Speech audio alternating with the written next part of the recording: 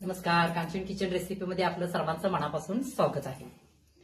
आज काय बनवायचं? आज आपण चटपटी वरण्याची उसळ बनवूया, म्हणजेच ज्याला आपण पावटा म्हणतो। आता मी गॅसवर कढई ठेवलेली आहे। आता त्याच्यामध्ये मी तेल घालते।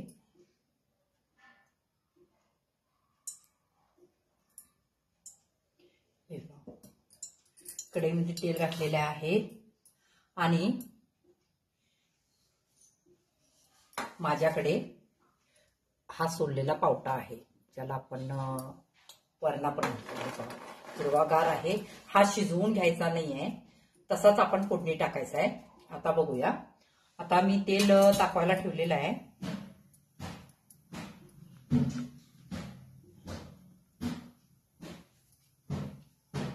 याच्यामध्ये एक मोठा कांदा चिरून घेतलेला आहे मी। तेल चांगलं तापल्यानंतरच त्याच्यामध्ये कांदा घाला, म्हणजे कांदा लवकर भाजतो आणि जी उसळ आहे ती एकदम चविष्ट लागते। कच्च्या तेलामध्ये कधीही कांदा टाकू नका, लसूण कांदा काही असू दे कच्च्या तेलामध्ये टाकू नका। या ठिकाणी आपलं तेल चांगलं तरतलेलं आहे, याच्यामध्ये कांदा घालायचा।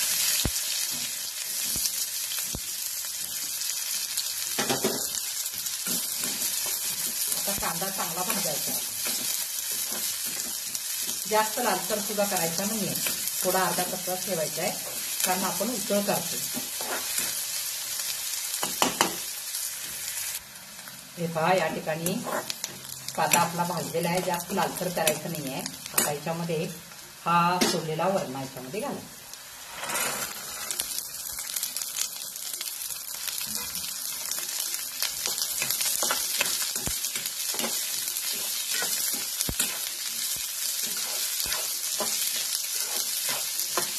एक 2 मिनिटं फक्त आपल्याला हलवायचं आहे, जास्त भाजायचं नाही आहे।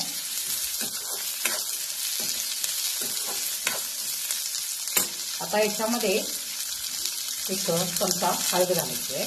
प्रथम हळद घालायची,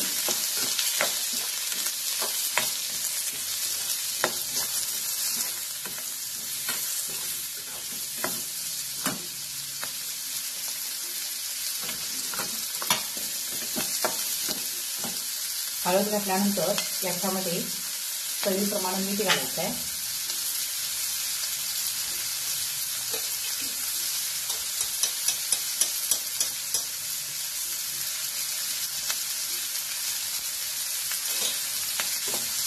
हळद घातल्यानंतर मीठ घातलेलं आहे मी। आता याच्यानंतर शेंगदाण्याचा कूट घालायचा। माझ्याकडे 2 चमचे कूट आहे, मी तेवढाच घातलेला आहे। तुम्हाला जर जास्त म्हणजे ह्याला ग्रेव्ही आवडत असेल तर तुम्ही जास्त घालू शकता। समजा तुम्हाला शेंगदाण्याचं कूट नाही आवडलं तर सुक्या खोबऱ्याचा वाटून किस घातला तरी सुद्धा चालतं, खूप छान होतं, एकदम चविष्ट लागते। आता याच्यानंतर याच्यामध्ये घालायचं आहे तिखट। तिखट तुमच्या आवडीप्रमाणे तुम्ही घालू शकता, पण उसळ थोडीशी जरा झणझणीत झाली की खूप छान लागते।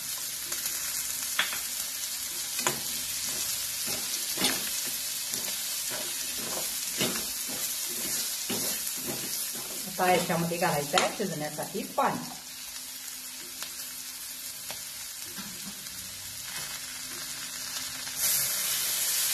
आपण वरणा शिजवून घेतलेला नाही आहे, त्यामुळे ह्याला थोडं पाणी जास्त लागेल। 1-2 ग्लास पाणी घातलेलं आहे।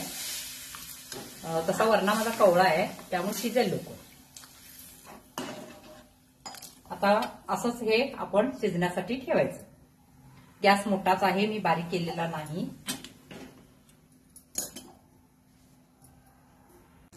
हे पहा, या ठिकाणी पाणी आटलेलं आहे।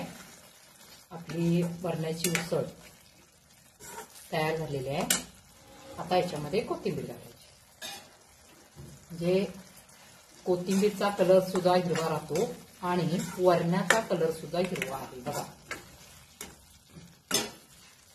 म्हणून मी ज्यावेळेला कांद्यामध्ये वरणा टाकला त्यावेळेला हळद टाकली होती, त्यामुळे त्याचा कलर अजिबात बदललेला नाही, वरण्याचा कलर आहे तसा राहिलेला आहे।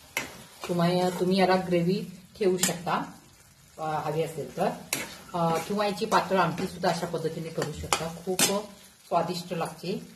आता आपली उसळ तयार झालेली आहे। तुम्हाला जर माझी रेसिपी आवडली असेल तर लाईक करा, सबस्क्राईब करा, शेअर करा. धन्यवाद.